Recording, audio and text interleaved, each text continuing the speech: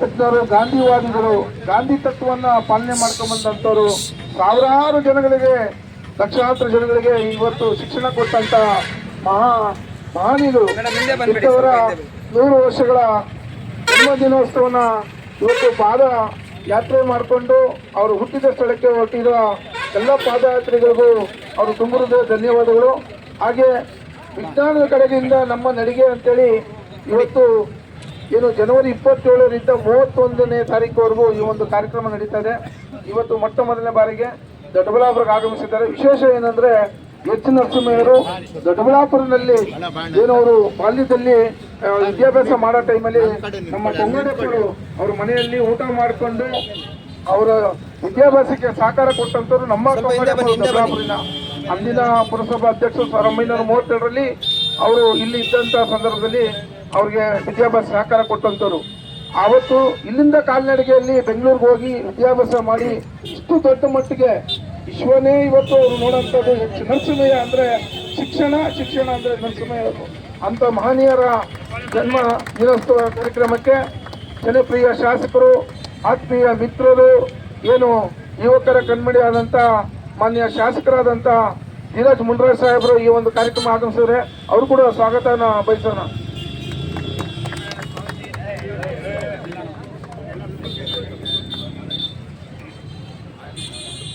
Sir ಸೈಡಲ್ಲಿಂದ ಹಾಕಿ.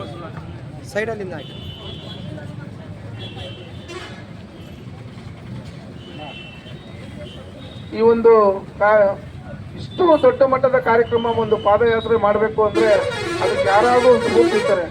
ಆ ವಿಜ್ಞಾನ ಪರಿಷತ್ತಿನ ಏನು ಕರ್ನಾಟಕ ಜ್ಞಾನ ವಿಜ್ಞಾನ ಸಮಿತಿಯ ಏನು ಅಧ್ಯಕ್ಷರಾದಂತಹ ಈ ಬಸವರಾಜ್ ಅವರು ಸಹ ಈ ನಮ್ಮ ದೊಡ್ಡಬಳ್ಳಾಪುರ ತಾಲೂಕಿಗೆ ಆಗಮಿಸಿದ ಅವರು ಕೂಡ ನಾವು ಸ್ವಾಗತವನ್ನು ಬಯಸ್ತಾರೆ.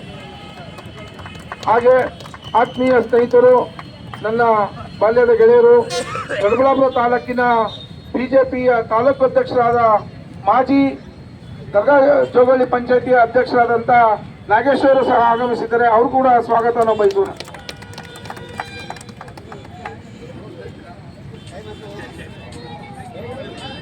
ಸ್ನೇಹಿತರೆ,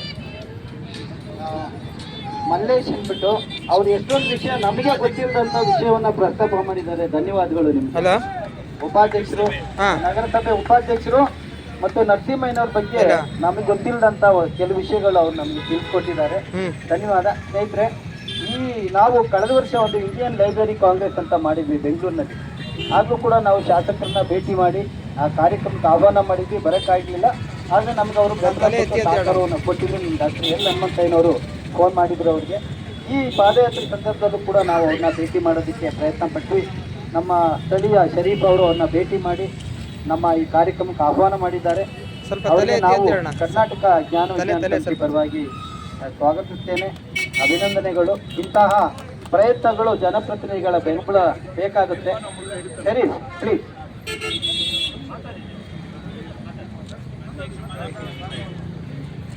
ಆತ್ಮೀಯ ಬಂಧುಗಳೇ, ಇವತ್ತಿನ ದಿವಸ ಏನು ಈ ಕಾರ್ಯಕ್ರಮ ವಿಜ್ಞಾನದೆಡೆಗೆ ನಮ್ಮ ನಡಿಗೆ ಕಾರ್ಯಕ್ರಮ ಹೊಸೂರಿಗೆ ಹೋಗ್ತಾ ಇದೆ.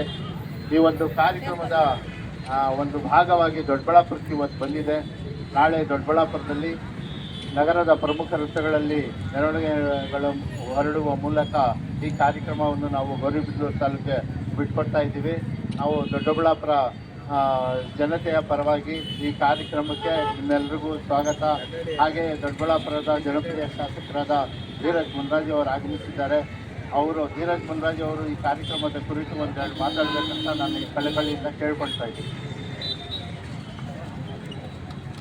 ಕರ್ನಾಟಕ ಜ್ಞಾನ ವಿಜ್ಞಾನ ಸಮಿತಿ, ಈ ಸಮಿತಿಯ ಕಾರ್ಯದರ್ಶಿಗಳಾಗಿರುವಂಥ ಬಸವರಾಜ್ ಅವರ ನೇತೃತ್ವದಲ್ಲಿ ನಮ್ಮ ಜಿಲ್ಲೆಯ ಜಿಲ್ಲಾಧ್ಯಕ್ಷರಾಗಿರುವಂಥ ತೂಕೆರೆ ಶರೀಫ್ ಅವರು ಮತ್ತು ಅವರ ಇಡೀ ತಂಡ ಇವತ್ತೇನು ಎಲ್ಲ ಹಿರಿಯರು ಈ ಒಂದು ವಿಜ್ಞಾನದೆಡೆಗೆ ನಮ್ಮ ನಡಿಗೆ ಅನ್ನೋ ಒಂದು ಕಾಲ್ನಡಿಗೆ ಕಾರ್ಯಕ್ರಮ 27ನೇ ತಾರೀಕು ಅಂದರೆ ನಿನ್ನೆ ಬೆಳಗ್ಗೆ ಶುರುವಾಗಿರುವಂಥ ಈ ಕಾರ್ಯಕ್ರಮ ಇವತ್ತು 2ನೇ ದಿನ ದೊಡ್ಡಬಳ್ಳಾಪುರ ತಲುಪಿದ್ದಾರೆ. ಭಾಷೆ ಚಂಡಿ ನಂತರ ನಮ್ಮ ನಗರಸಭೆಯ ವ್ಯಾಪ್ತಿಯ ರೈಲ್ವೆ ಸ್ಟೇಷನ್ ತಲುಪಿದ್ದಾರೆ.